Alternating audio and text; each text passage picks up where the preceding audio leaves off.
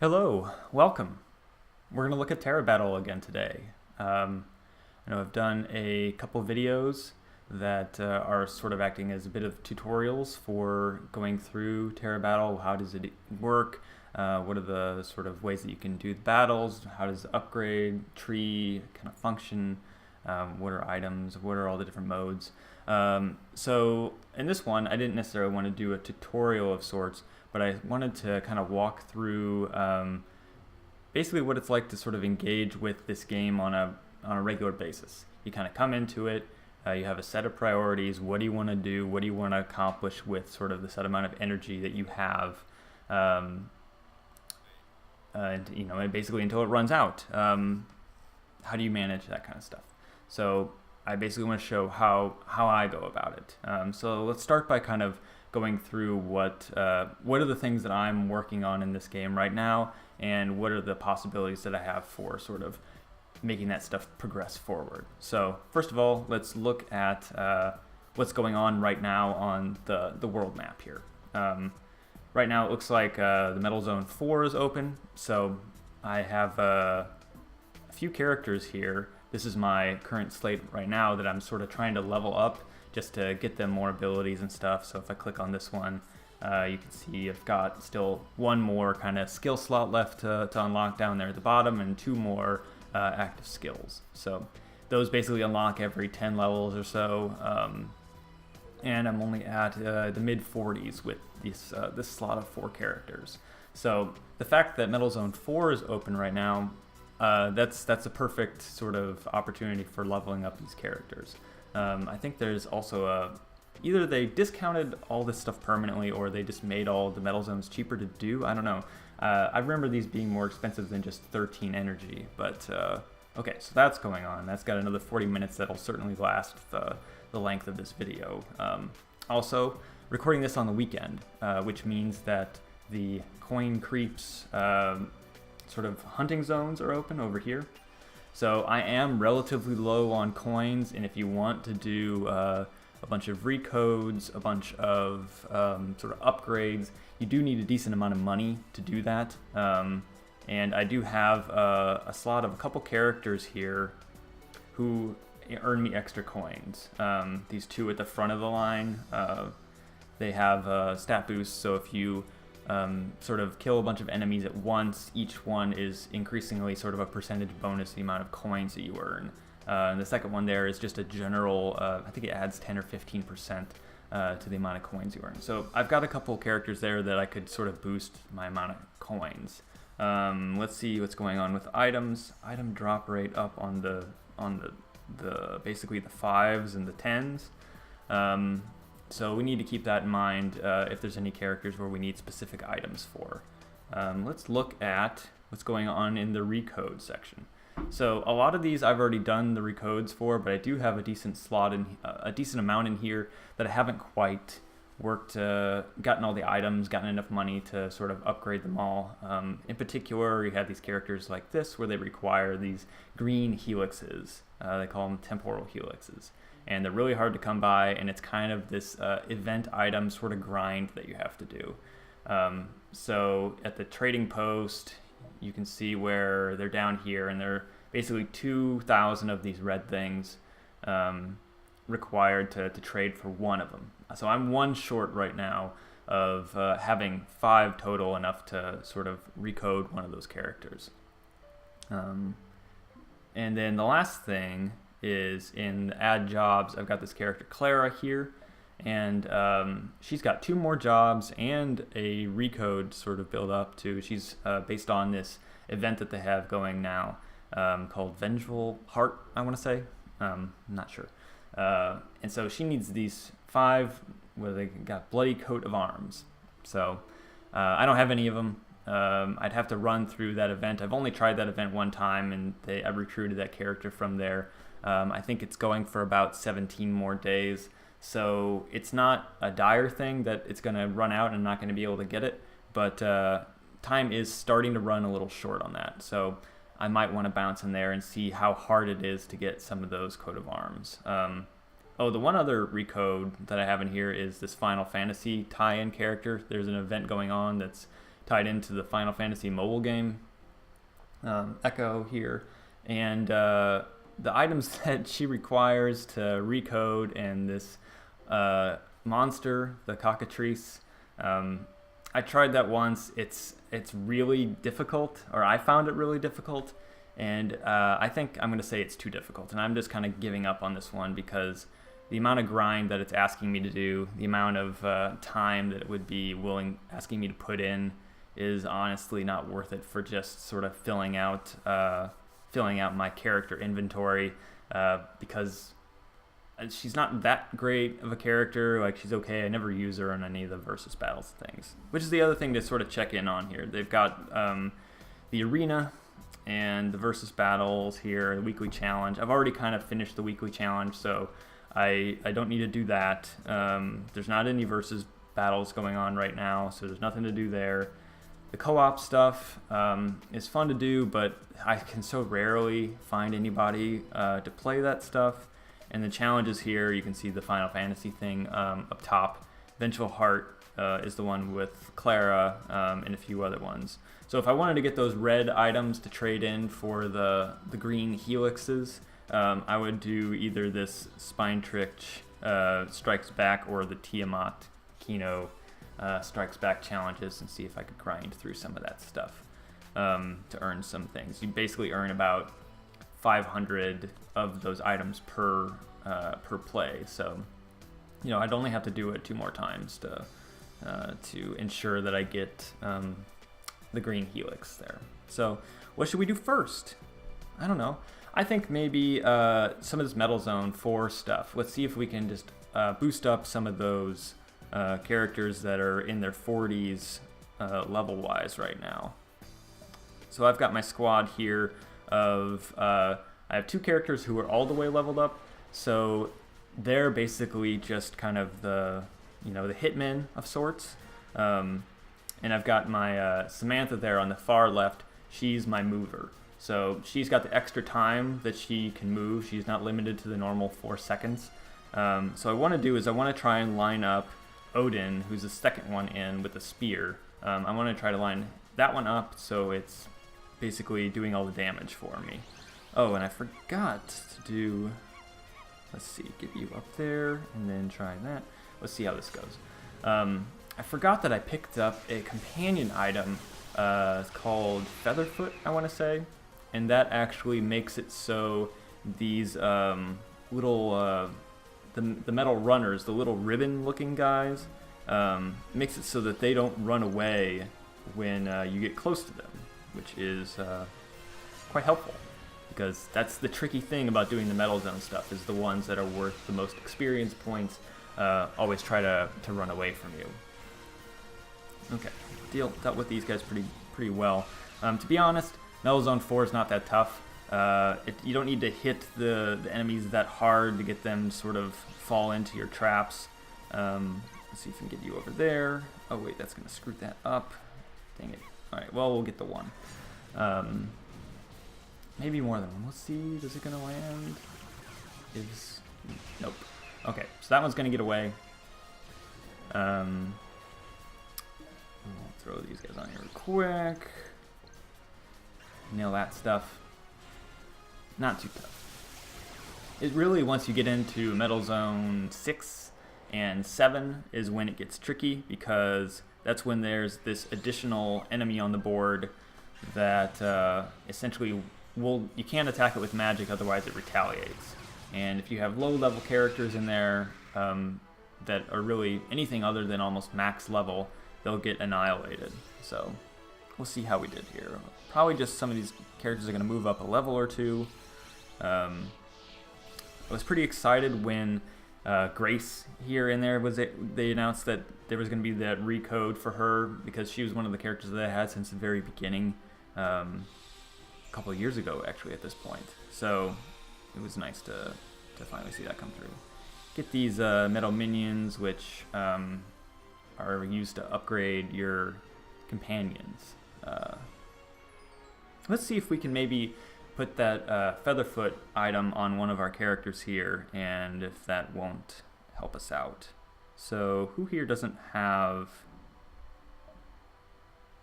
You don't have one. So why don't we... I'm going to make Clara here, assuming she's a high enough level to actually hold this thing. We'll give her Featherfoot. Let's give this a try. See if this metal zone gets any easier.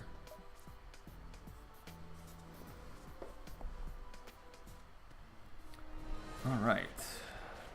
If I just get a vertical going here. No runners in this round. So Samantha's sort of horizontal spear should really take care of this entire little grid. Granted, I don't have her leveled up to the degree that she's always going to nail everything with this, but she's getting better. She's getting better every time with her skill bonus percentage. Okay, alright, now that we've got this, okay, still no runners. Well, it's disappointing. Maybe next round.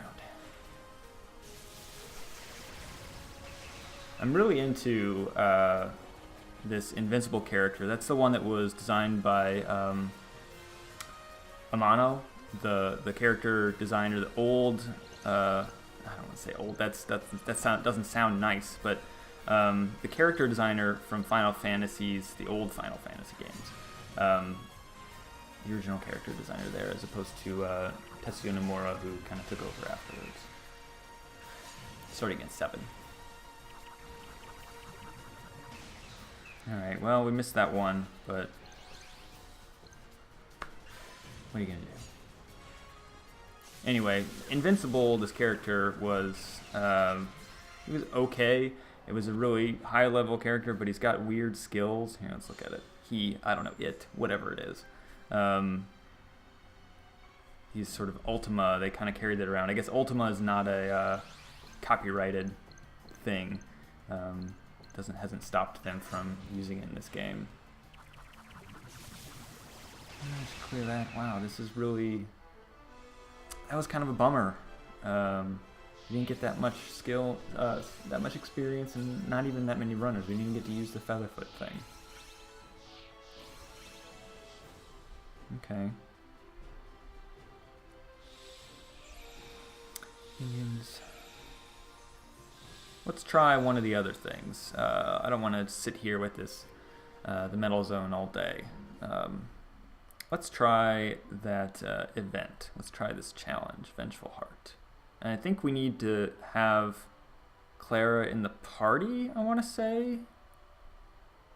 Let's just try it with this group and see how it goes. So this costs 30. It's a little bit more expensive. Hopefully I'm not screwing up by not using my like top tier party here, but we'll find out. Alright, that should take care of everybody, hopefully. I think these characters in the starter thing are pretty weak, and the goal is actually to take this stuff out. There's a lot of hidden conditions in this, the Vengeful Heart, and a lot of the events, they have all these branching paths. So, depending on how you perform, how many moves it takes to get through a particular round, it will change it accordingly. So I honestly don't have all this stuff memorized or anything, so I'm kind of just winging it. Oops. Get up there. Get up there. Okay. Oh, you know what? It gave me another Clara. I didn't notice that. It gave me a second version of Clara just by default. So that's probably unnecessary to bring her into this. Unless we're like tricking the system here. So we're trying to get that bloody coat of arms in this round. I think it's supposed to take about 7 rounds to get to that point. We're already about halfway there, and we're just blazing through this. Oh, here's this guy. Let's take him out. He doesn't look that strong. Set you up, and then, I don't know, just go there. We're probably going to decimate him. Yeah.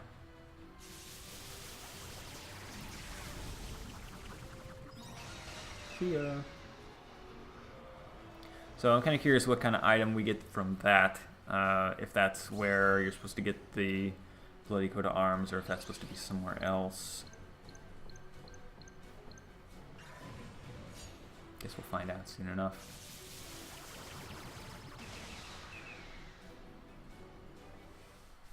Skip. I've actually never, I've never actually read any of these story things. I assume maybe it's interesting, but it's totally unnecessary, and the text is really small, so I pretty much skip that all the time. Oh, this is really easy. Perhaps deceptively so is what I'm guessing. I'm wondering if there's just a tougher path that you'll kind of bump into at some point, or maybe I didn't do the right thing to get on a more difficult path. I don't know. But a lot of these events are kind of item grindy anyway, so if I had to guess, I would say that they're kind of luring you in here with the idea it's like, oh, it's not that bad, you just get these items, but then you got to keep going through this like 20 times, probably more than 20 times, to get the amount of items that you would need to fully find all the jobs for the one character and then get all the items you need for recoding from there. What's this? Attacking in rows. How about we just kill you first and then you don't get to attack? How's that sound? Wait, where'd my other... Oh, whatever. I'll kill it anyway. See ya. And down you go. Bye. 7 question mark. So I think this might be it. Find out. I also like this new lizard character that I have here. I forget what his name is, but he's got the bow and arrow. He's basically a little tiny lizard that's riding on top of a dragon. And using the dragon's tail as a bow, as in like a bow and arrow. It's pretty... In general, the character design in this game is really, really fun. Okay, they're getting a little tougher, but I wonder if I'll have enough to finish this off in one turn. Nope. Well, hopefully that doesn't hurt me too much. I also don't have a healer in my party right now, which is probably pretty stupid. Skip. Oh, it's over. Huh. Okay. Well, 500 coins and nothing. Clara again. Huh. Well, I don't know. I would have to go to the wiki and look a bunch of stuff up, and I don't really want to do that. So we've used close to half of our stamina. Let's do one more thing. Let's do the coin thing. Coin creeps hunting. I think we have to do this one here. And we'll go to our coin team, which my strategy here is I've got a couple of those characters that have the coin boosts, so they need to be on the pincer. And then I've got other characters that all have these sort of area of effect attacks that either have a vertical line or a cross line attacks. So basically all I need to do is get characters loosely lined up in where the enemies are, and they'll be able to do enough damage to take them out. So I've got my mover here, and do that, and then set you up there. That should do it. So the idea is to take out all of the enemies in one turn. The fire, this Bahamut, again, I thought that stuff was going to be... Bahamut must come from something. That's not just Final Fantasy. That's one of those characters that I always thought was like I know they take a lot of stuff from other sort of mythologies, but I always thought that Bahamut was an original one. Certainly as opposed to, you know, some of the others like Shiva and who else is in there? Ifrit? Has anybody ever said that out loud in the game? I don't know. Let's move you over here. Put you back there, and that should do it. In the coin creeps, sometimes there are also these like coin bag enemies. They're shaped like kind of doughy, Pillsbury Doughboy looking things, but they are supposedly full of coins. They're like big treasure chest stuff. So those are the ones to certainly look out for if you find them. And yeah, should do it, I think. Yeah. Oh, I do that. Oh yeah, she plants bombs. Those the bombs that are showing up are one of my characters lays bombs, but I don't think it helps in this one because the bombs just they have them disappear anyway. I don't know. How about that? How about that?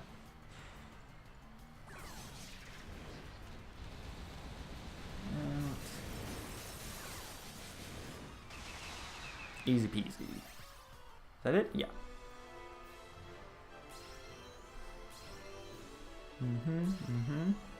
You don't really get experience from doing the coin stuff. It's all about just getting the coins.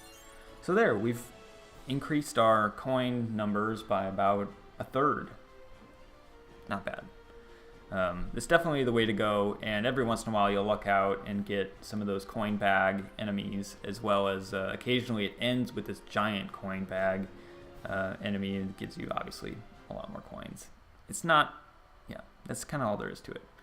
Anyway, so there's about 50 energy left that you can see that I have. If I were to keep playing this, I would probably go into a wiki, figure out what I would need to do in that Vengeful Heart event to get those items, and to see if that was too difficult or time-consuming to do. If nothing else, then I'd probably go into those the events and get enough of the red items for trading in, so I can get those green helixes. I'd probably do a few rounds of that until I had enough for that, and I'd read code a character, and yeah, that'd probably be the case there. So, well, hopefully that gives you an idea of you know, sort of the daily check-in look at what Terra Battle is. I'm still having a good time with it, but it feels like it's getting grindier all the time, and they have so many events going on that I get that it sort of holds your attention, but it also is maybe asking a little more than I'm wanting to put into the game that's 2 years old at this point. They've done a lot to keep me interested, mostly kind of redesigning the characters, adding this new art and stuff. I like that, and I like seeing the way that things change, and it feels like it's improving and giving me something kind of new and fun and interesting to do with this same sort of structure. So good on them in some ways. They're definitely trying. But it might actually be getting to be a little much at this point. A little bit more focus. I mean, that certainly is what detracts from their co-op multiplayer sort of working at all, is, well, you've given us a billion other things to do, so why would anybody do this one thing that really only has these very limited benefits to it? Only occasionally can you use the stuff that you would earn in the co-op in versus battles. It's pretty much the only time it shows up. So, pretty limited. Anyway, whatever. It's still a pretty fun time. So, all right, that's all I'll have for now. But yeah, I'll still make some more Terra Battle videos and keep it going from there. So, thanks for watching. See ya.